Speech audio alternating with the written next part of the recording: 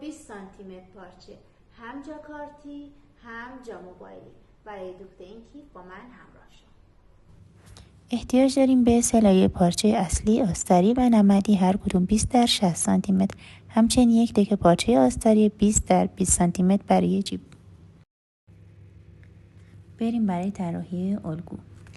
از هر دو طرف 20 سانت وارد میشیم، 8 سانت از هر طرف پایین میایم، 1 سانت رو به پهلوی الگو وصل میکنیم. از طرف دوم علاوه بر 8 سانت 4 سانت پایین میایم و دو خط رو به هم وصل میکنیم. برای درب کیف دو گوشه مستطیل وسط رو با شیء گرد هلالی میکنیم. برای این کار میتونین از هر شیء گردی که دم دست دارین استفاده کنید.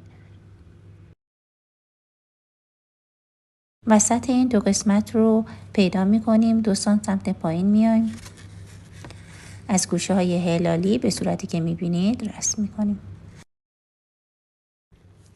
نمد رو به پارچه اصلی اتو کنید. من از تک پارچه های اضافه برای دوخت این کیف استفاده کردم. پارچه ها رو به روی هم میذاریم، از قسمت بالا فیکس میکنیم و محل جیب رو مشخص میکنیم. جیب روی آستری دوخته میشه. پارچه اصلی رو تا میزنیم تا محل جیب رو روی آستر مشخص کنیم.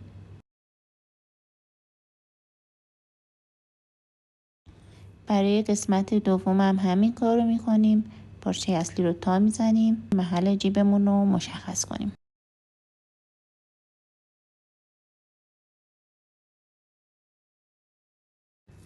اکنون محل جیب روی پارچه آستری مشخص شده. جیب رو فیکس میکنیم و قسمت‌هایی رو که نشون میدم میدوزیم. همونطور که میبینید جیب دوخته آماده است و به عنوان جاکارتی استفاده می‌کنیم.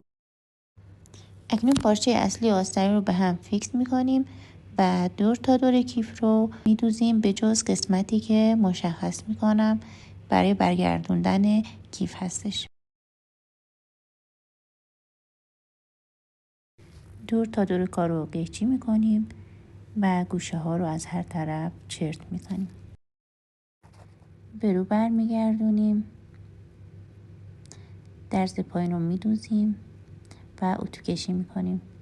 این هم از جای کارت. این قسمتی که نشون دادم رو میدوزیم، من پس دوزی کردم. قسمت دومم جایی که نشون میدم رو میدوزیم، باز پس دوزی کردم. اینم از کیف ما و برای دکمه از دکمه های 4 پایه استفاده کردم. این هم از کیف آماده که جای پول، موبایل و جای کارت داره.